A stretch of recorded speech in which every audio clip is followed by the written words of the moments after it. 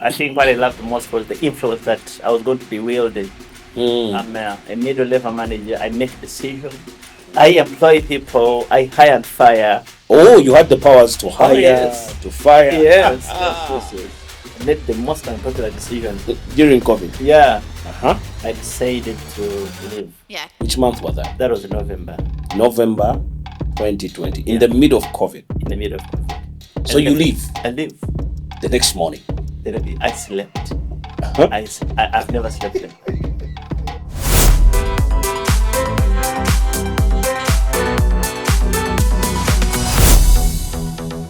Hello, man. What an honor and privilege to have you join us today in this podcast.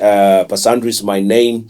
Always delighted to have you enjoy this podcast, wherever you enjoy it from, on the different platforms, social media platforms. Many of you use YouTube, and so I would love you to like this podcast, share it with other men, but also subscribe to this podcast of Building Great Men. At Encounter, we are committed at making sure we build men to win. We believe that when men are built and when men are good, when men are strong, they're blessing to children and to women. Women are blessed, children are blessed when men are okay. And society needs strong, godly men. And that's what we are all about, building men to be great so that men can have dominion in the different spaces that God created them to have. So welcome aboard as a man. And throughout these few months, we've been looking at the pains men go through in different areas. We've looked at the pains they go through in pornography and addictions. And so today we're going to also look at another pain. That is the transition pain. Men live in transitions. They go through one transition to another, especially in the area of employment. If you are unemployed as a man, you know there are pains you're going through. And you reach a certain level in life when you want to make sure that that pain is dealt with. And so I want us today to zoom in on the pain of transitioning from being employed to employing others, to starting your own thing. I've realized that men live in stages, and the podcast that I shared before, I shared with you the stages of manhood that we go through. The stages where you're budding stage, there's growing and learning, you're below 27, around 28 to around 35, that's a stability stage. And then we have the influential stage when you are 36 and above, you are leading in the certain areas, you have grown. Then lastly, the evening stage. And I know most men, when they clock to the influential stage, they want more freedom. They want to start something. You hear men saying, you know what, I need to go and start something. I need to leave this form employment. And so today with me, I have one of my great men that I do life with, Roger, that is going to introduce himself. And we're just going to talk about the transitions he has gone through as a man and how you can win as a man to transition well in whatever stage you're in. So please welcome with me, Rogers. Welcome. Thank you, Pastor. How are you? I'm great. How are you doing? I'm doing well. Yeah. So is Roger. Are you married? Are you single? Do you have children? Oh, yeah. I'm married. Yes. Regis is my name. I'm married Yeah, to a woman. that's very important. Yes. these days. We have 4 children, Yes. a boy and 3 girls. Yes. I'm an entrepreneur. I run a microfinance Yeah. now for coming 5 years. Yes. Yeah. And that's what I do. I'm an ex-banker. Yes. I served in 2 commercial banks for 15 years. Then Wow. I decided to hang the boots. Is right? You decided to transition. Transition, yes, if that is the word. And one of the things you may not know, Roger is our deacon. He sits on our leadership team at Encounter, and you do a great job. Thank you. Thank you, Pastor. Thank you. Great. He handles our money. So whatever monies we have is the man that handles this. So thank you. Thank you, Roger. It's always a blessing to serve the Lord. So you love men. You a man. Yeah. Men struggle a lot in transition. And I know you're one of the men that has transitioned well. You called it, you hung the boots after 15 years. After 15 years. You hung the boots and you bought new boots. I like that. I like that metaphor. Yeah. So, tell us a bit of your background for the last 15 years before you hung to the boots. Yeah, my background. I started my career in one of the commercial banks Yeah. in Uganda. Uh, and our country, actually, my first workstation was in Arua. That is Wow. extreme West Nile. Yes. Yeah, I served there, moved to Ntungamo, went to Hoima, then went to Kampala. And remember when I was in Arua, actually, I got married. So you can imagine how I was moving with my family. Yeah. After about 8 years of serving with that commercial bank, I transitioned to another bank. So you did For 8 years. 8 years. Were all those years in Arua? No. How many years in Arua? 3 years in Arua. About 6 years. 3 years in Tungamo, Okay. and the other 2 years in Hoima and Kampala. Then I transitioned to another commercial bank looking for greener pastures. Now, if you don't mind, when you transitioned, what level were you at? I was at the time of transitioning to another bank. Yes. I was at supervisory level, middle level supervision. Middle level supervision. Then I transitioned to become a middle level manager to another commercial bank with their greener pastures. So, what was the increment? What was the increment of money from this middle supervisor to middle manager? The increment was around 1.5 million.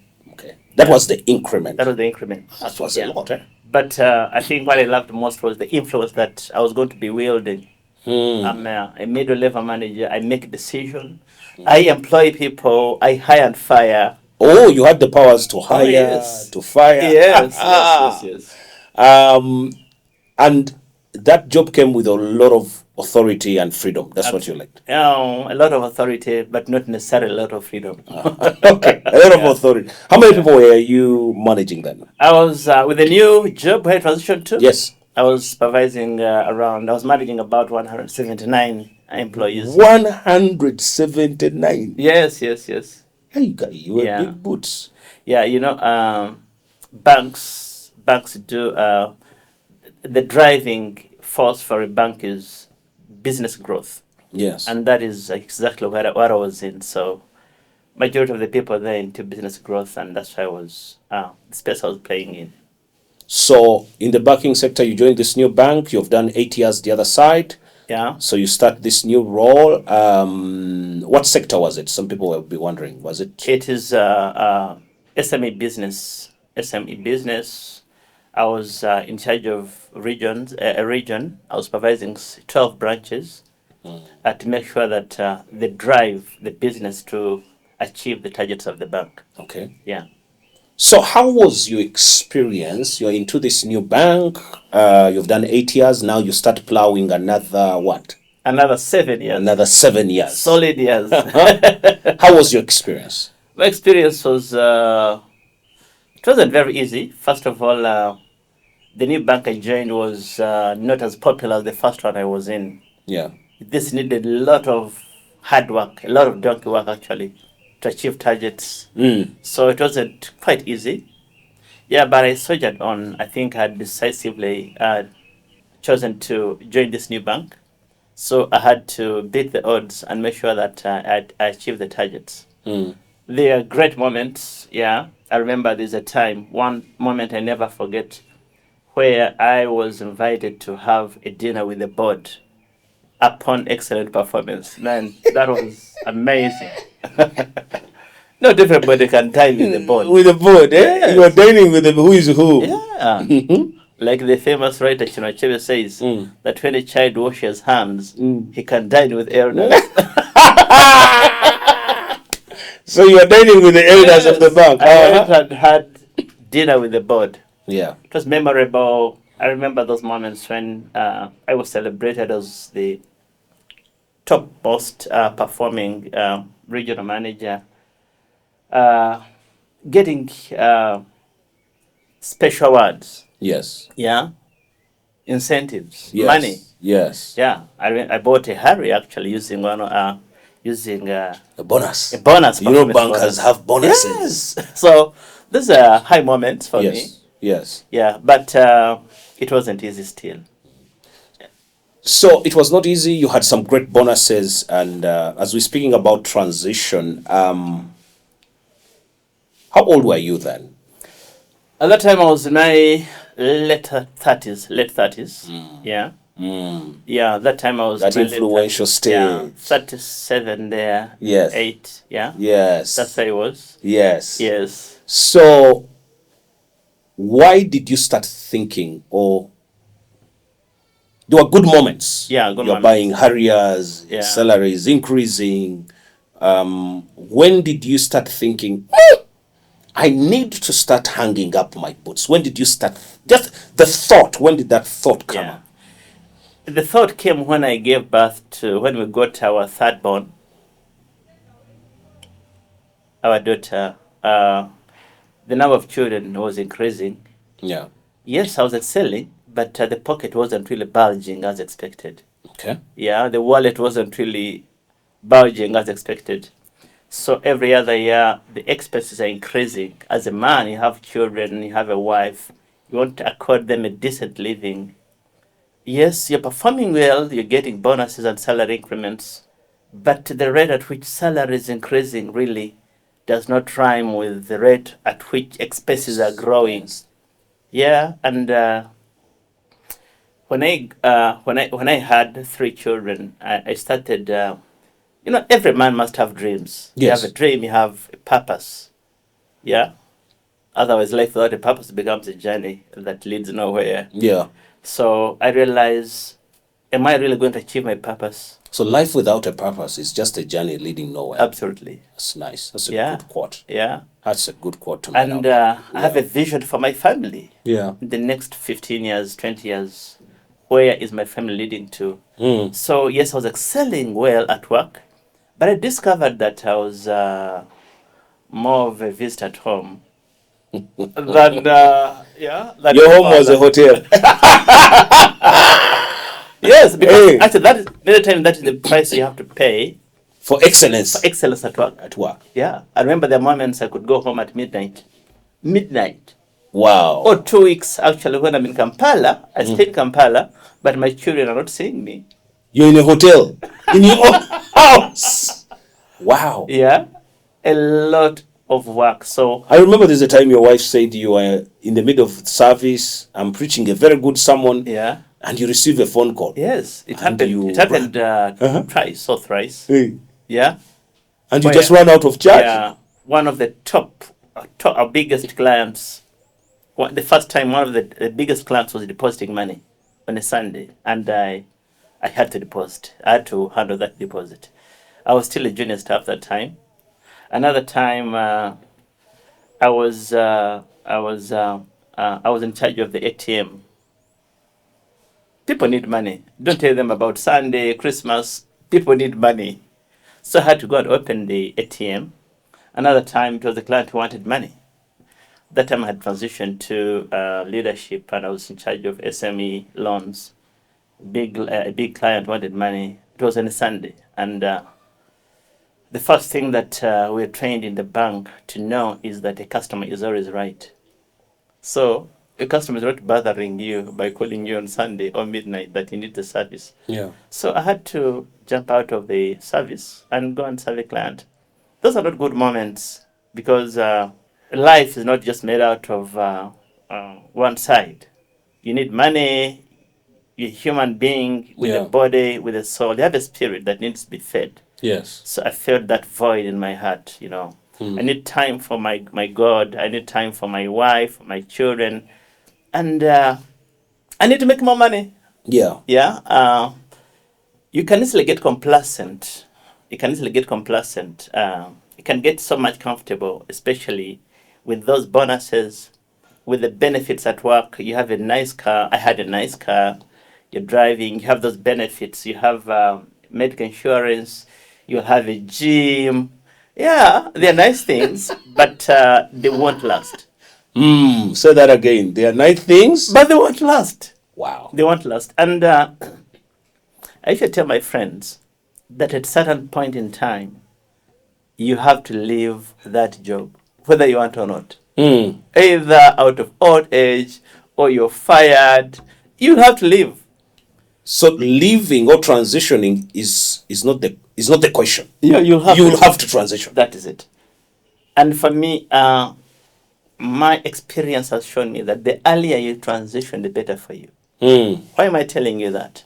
There are things you do when you're in your early 40s, which you cannot do when you're in your 60s. Yeah. You can't do them. Yeah. You don't have the energy, you don't have the agility. Yes. Yeah, the world needs energy to Yes. adjust to. Yes. For you to adjust to it. Yes. You must have the energy. Yes. Otherwise, you not move from here to Hoima, from Hoima to Zombo district. Yes. On a bus, you drive for 24 hours non-stop in your late 60s. It's impossible. Man, you'll black out. Yes. Yeah. So I believe that's important for someone to transition when they're still young, when they have the energy and the opportunity to do mistakes and rectify them. Otherwise, there's a time when you can commit a mistake and don't have the opportunity to rectify it. It's too costly. Too costly. There's a certain age when you're the mistakes, and I tell young men that the stage of learning and development, where they are below 27, do all the mistakes there. Yeah. Try out whatever. Yeah. Where we are right now, our mistakes are too costly. Absolutely. Too Heavy costly. mistakes. Far reaching. The consequences are too much. Too much. Because we are leading many people. Yeah. You lead a lot of people. Yeah. You have branches all over, and we'll get into that. Now, with all those pains, tell me the pains you felt that caused you to say, I need to transition. I think it takes me back to what I shared with you a little earlier, that I didn't have time for my family. For me, that's a big pain. That was a big pain. It's a big pain. I'm You're not raising available. children, and I want really men out there to know that money cannot raise children. Say that again. I want every man out there to know that money cannot raise children for you. Yeah. You'll have all the money, you take your children, the best hotel, best schools. Yeah. Actually, some of us think that churches will raise up children. But I think the best ministry in raising children begins with the family at home. So I didn't have time for my children. I didn't have time for my wife. Yes. And I realized that this was actually a time bomb. Yes. If not well handled. So it is a big pain for me. My children are missing me, yet I'm not working up country. Actually, I'm around. My wife is more distant to me than the girlfriend she was then. Yeah. Yeah. So for me, it was a great pain. Yeah. It was a great pain. Yet, yes, I'm making the money, but what is the money for? If you cannot balance work with the family, what are you actually working for? Yeah. Otherwise, you'll leave millions and millions of money, and they'll be squandered actually on your vigil. Yes.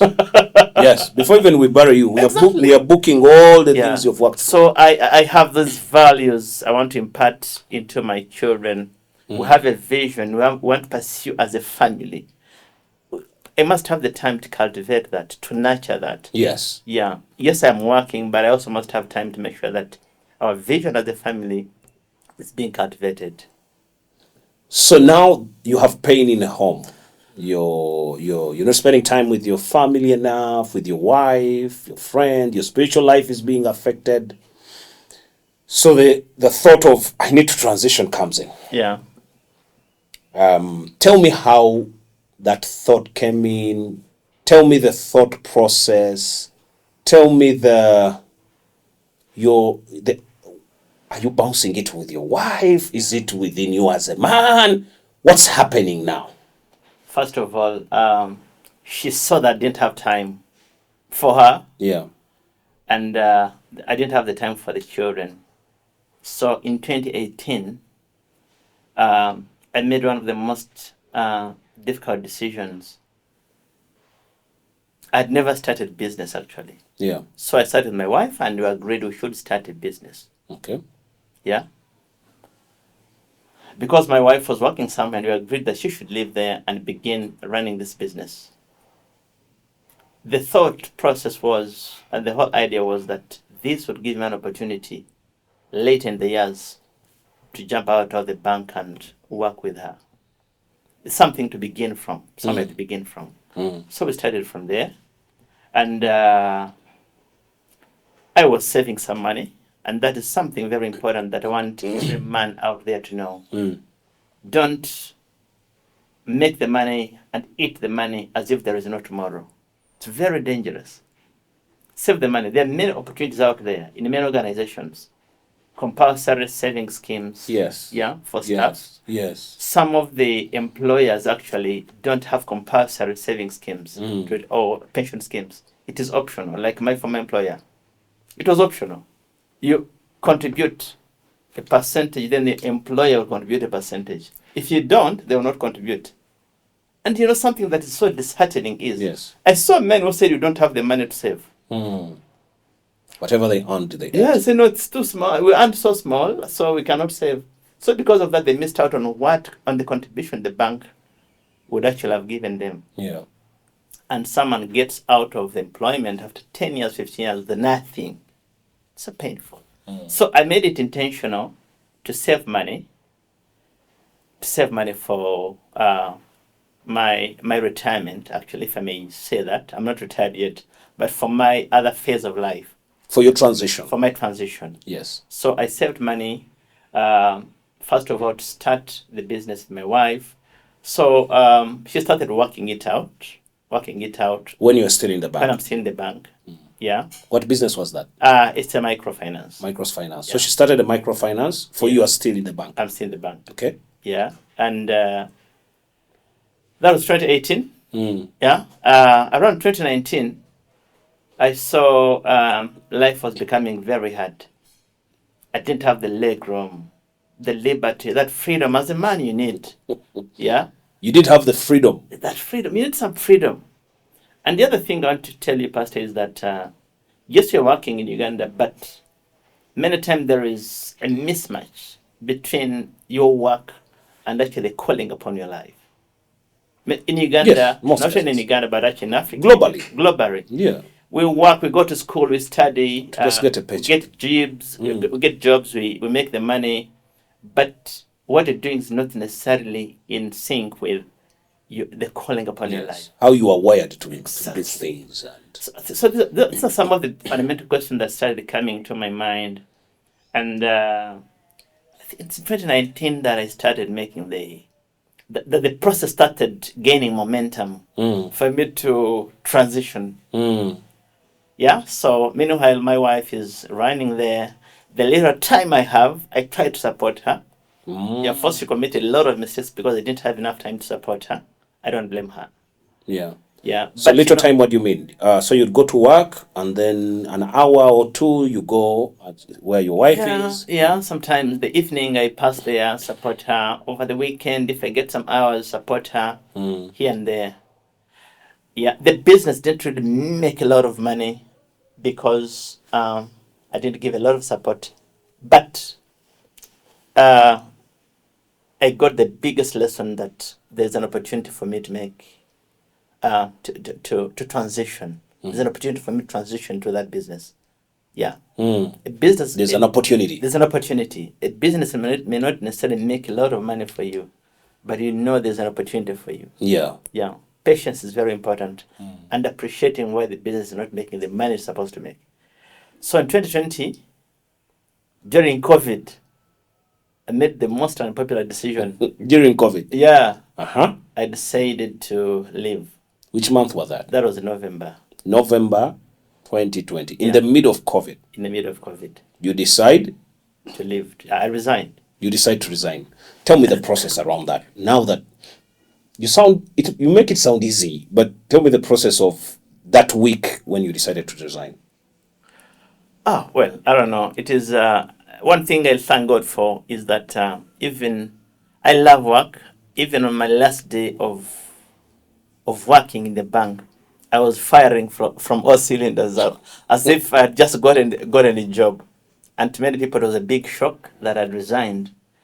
So I was working normally, but I think it had come to I had come to terms with it that I have to leave.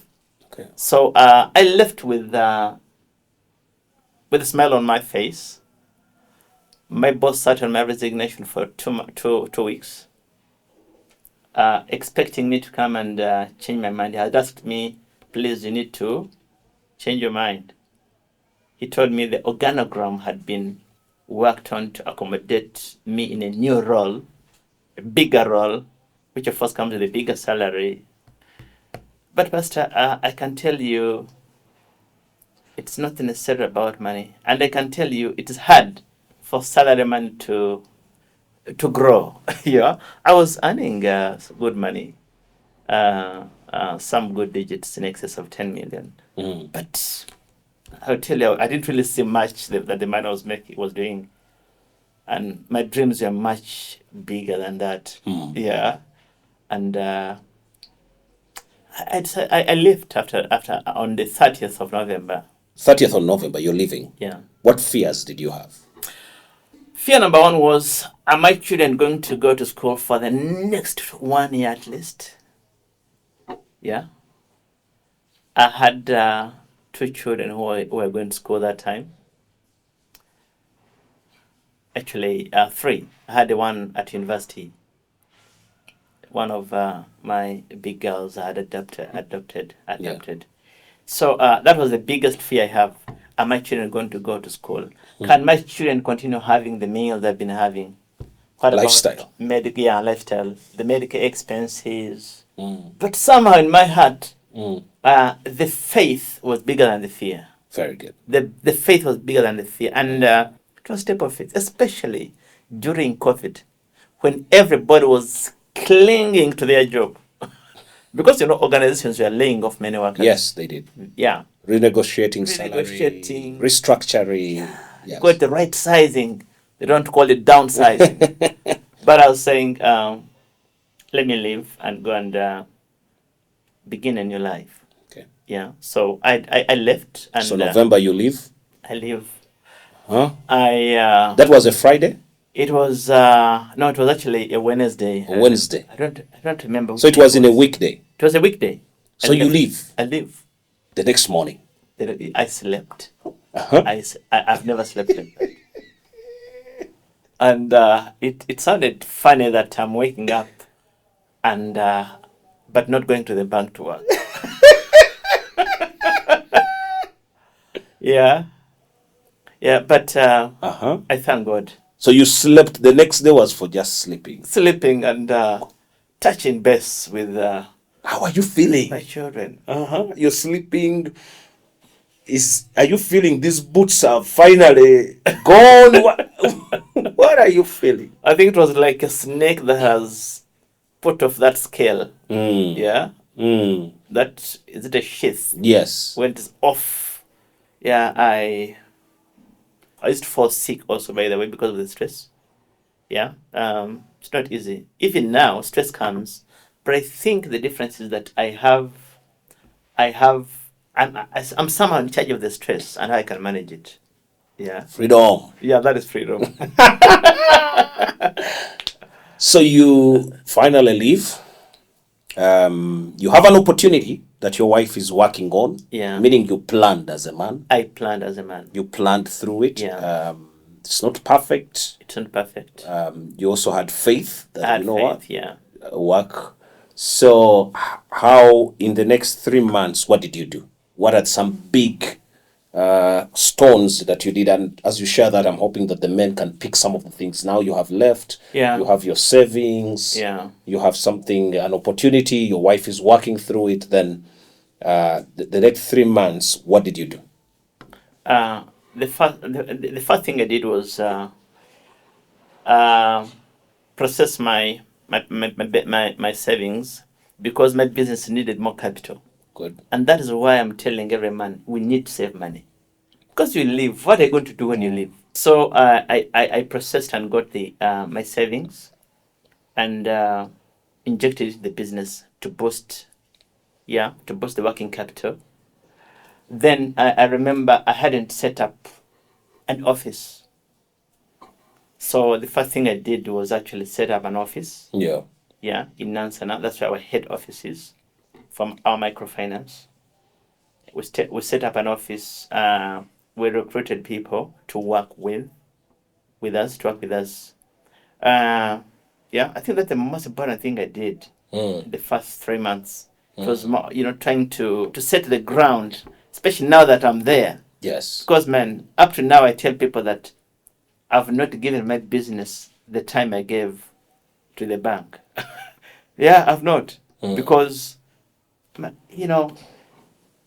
it's a lot of work I was doing. Yeah, so I was trying, the first 3 months, I was saying, how much time can I give my business? Doing the setup here and Yes. Yes. there. Yeah, here and there. And trying to organize a team, to work with, trying to, set up targets, trying to redefine our policies, our manuals, so that the business gains shape. Because the truth of the matter is that I hadn't given the business that time, especially to give it that very important framework to operate within. So you give the business your first 3 months was to give it shape, Yeah. to do some policies, get a place where the business will be in Nansan. I have been there. Yeah. I was there actually when you were Thank doing you. the branding. Thank you. And Yeah, it was looking good. And made a prayer. Thank you and so much. prayed for that business. Yeah. So, how is it doing now?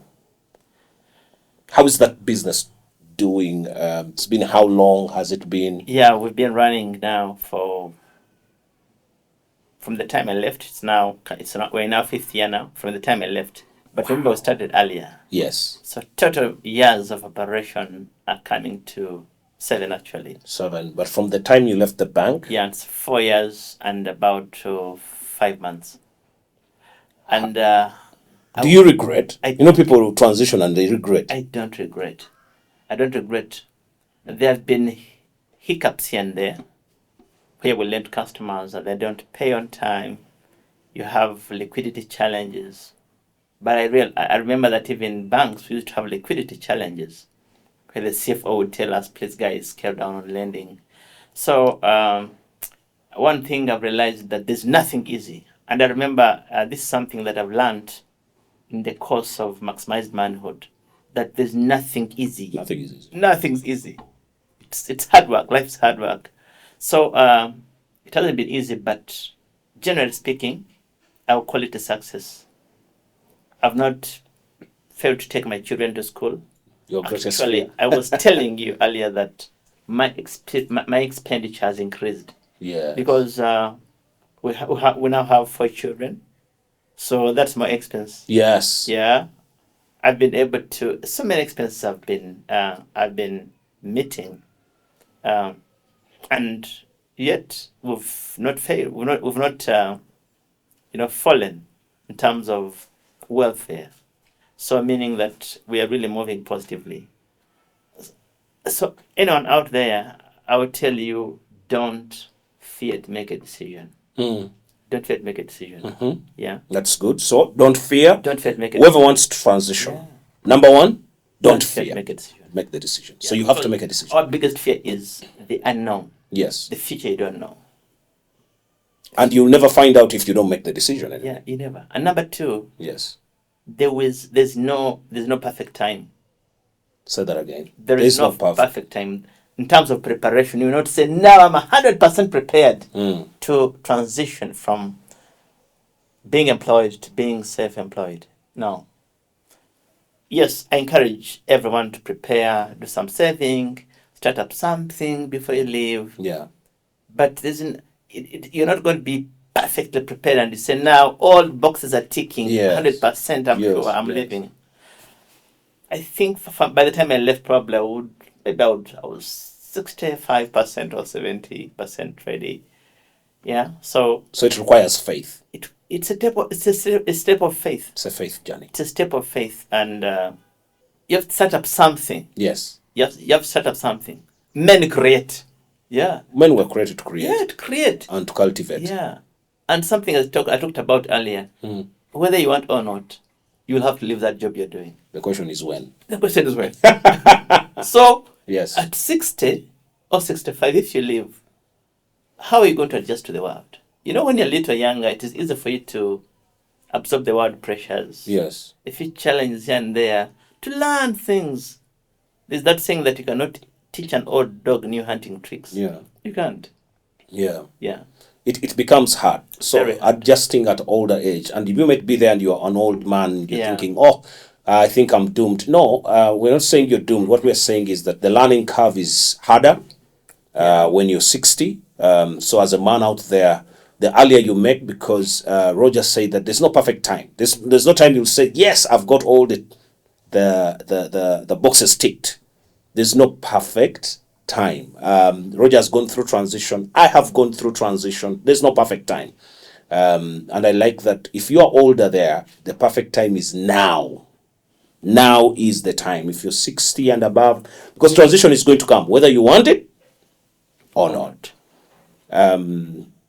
Any other critical things that you think a man out there needs to take note of? Yes, there's no perfect time. You have to make the decision. You have to start something. Men are creators, and whatever you start, you cultivate it. Any other nuggets you'd give to a man who is either thinking of transitioning, or in the middle of transition, or has transitioned? Many times, men, especially in the corporate space, they think, they think of unrealistic businesses to do. They think about a business worth 200 million. I want to start a business that's worth 200 million. I want to do a hardware. I need 200 million to begin a hardware. No, they want to keep up the status. You know, you were a manager. You are leading 100 people. 179. Now, the man is leading 179. So they're thinking, I also need to start a hardware so that I can lead another 179. And the same amount of and the same man. It's a process, Pastor. The money I was earning when I was leaving, you know how long it took me to earn that money? Yes. So even 15 years. If you want to earn the money you have been earning where you are now, don't think you're going to achieve that overnight. That's true. It's a process. So I think for me, the biggest piece of advice I want to give to men out there, let's be patient. We need patience. Number two, don't despise jobs, businesses. Don't despise businesses. We are blessed in Uganda. We have an enabling environment to begin businesses. Yes. You can start any business Yes. in Uganda. Yes, we talk about URA and other things, but it is easier compared to many other economies out there, outside Uganda. 100%. Start a business. Yes. Yeah? Whether it is a chapati business, Yes. chapati stalls, Yes. whether it is whatever. There are many Selling beans, opportunities. doing anything. Yeah. You can start without any URA, without any paperwork. You can Absolutely. transact. Absolutely. So the most important thing is to start. Start small. Start small. I was with a friend of mine over the weekend. He told me about 10 years ago, he bought government securities of around 1 million, not 2 million, around 1.2, 1.5 million. He left Uganda, went to South Africa, then went to Germany. Then he forgot about it. He forgot about the treasury, the government securities investment. 10 years later, 10, 12, there's a payout of around 15 point something million on his account. He had forgotten. Wow. You get the point? Yeah. Yes. So let's not despise humble beginnings. It can be a chapati stall. It can be cold drinks. Yes. Anything small. Saloon. Start. Yes. Yeah. So the biggest problem we have, we despise humble beginnings. Yeah. We despise businesses. Yeah. You want to leave the bank when you're like at Exco, Yes. and you want to transition to another Exco position. At your own You get the point. Self-employment, but at the same Exco level. It's not necessarily like that. Yes. Yeah. It takes patience, takes time. So let's start small. Yeah. Let's start small. And number two is social capital. Social capital. Let's build relationships, meaningful relationships. I can tell you that over the years I was in the bank, I created important relationships, which helped me so much in transitioning. Yes, so much. So yes, let's work, let's excel, but let's make relationships. The people you work with, the stakeholders, your workmates, make important relationships. As far as I'm concerned, they have helped me a great deal. Wow. So this business of men having shallow relationships, hi bro, what's up? It doesn't work in self-employment. That is absolute nonsense. We have to make meaningful relationships. Yeah. A man who's going to hold your hand Yeah. in your transition. I have men who have held my hands Yeah. during this transition. Yeah. When things are down, you give them a call and you sit down and men and scratch each other's backs. Yes. Yeah, so those that's very important. Meaningful relationships. Otherwise, stress will kill you. kill you. And men tend to do shallow relationships. You have already hinted on that. Yeah. So I always tell men, even in both at church or in the business world, that famous saying of your net worth is equivalent to your social capital is very true. Your network is equivalent to your net worth. Yes, your net worth. So it's very true. Yeah. All the jobs I have done in this world after my transition, all the work I've done, it's been referrals. Yeah. It's been referrals. Oh, Andrew's a coach, he's a leadership expert. Can he do this? Can he do all the work? Barely all the work, social capital. And I concur with that statement. Absolutely. Very important. Yeah. And I always say this, and I think you have alluded to it, that transitions are not easy. They're not. And it requires work. Because some people think, I'm leaving the bank or I'm leaving this NGO, I'm going to chill. No. It is hard work. It's work in progress. Always. It's work in progress.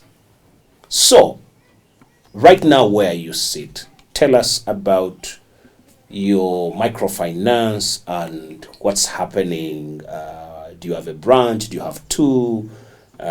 Just I would love you to tell us how you've started. You started in Nansana. We've mentioned about Nansana. Where are you right now? Currently, over the last close to 5 years, we have built a network of 8 branches. Very good. 8 branches. We do typical microfinance. I'm so much passionate about financial inclusion. There's so many people out there who are running businesses with capital of 500,000. They cannot go to the banks to get money to take their children to school. These people, yes, they have small businesses, but they have dreams and aspirations. Yes. They want to take children to school. They have dreams. They want someone to handhold them. Yeah. So for me, getting a transformational story about this young man or this young woman, if this young woman or young man is telling me about how our business has impacted their business, it is more fulfilling than the salary I get, than the profit I get from the business. And that is really, I think that's a calling upon my life, to create jobs, to create opportunities, create life-changing opportunities for people. So that's why we're so much into the countryside. Out of the 8 branches, we have about, actually 6 of them are in the countryside, up country. Where? In Tungamo, in Bara, in the Kabale, and in Rukungiri. Okay. Yeah. So you're making it. I'm making it. It's not easy, like I said. Yeah, it's hard work in progress. Yeah. But I love it. When I sit on my laptop and sleep past midnight sometimes, I say, I'm happy. You're happy, Mom. Because I slept past midnight when I was chasing another man's job, another man's vision. Yes. Yes. Yeah? Yes. So I'm now... You're in your purpose. I'm in my purpose. I'm chasing my vision. You're serving in church. I'm serving in church. I have time with my children, my wife. Your wife. I usually tell a friend of mine that if you don't take the risk, you'll always work for those who have taken the risk. Yeah. Yeah. And I add on, and I always say, failure to take a risk is the greatest risk you've ever taken. Absolutely. There's another man who has taken the risk. If you don't take the risk, you're going to work for that person. Yes. Pursuing their vision because they took the risk. Start something. to achieve something. So we'll continue working for them. And this is what I want to say to the men out there. We teach men are creators and men are cultivators. Yeah. One of the things that I've seen with men, especially in Africa, we don't like starting things. We love staying with things that are already established. And I think that's a trap of the enemy. Absolutely. It's the biggest trap. Yeah. What I like when you look at Silicon Valley, someone will leave a VP job, vice president, top there.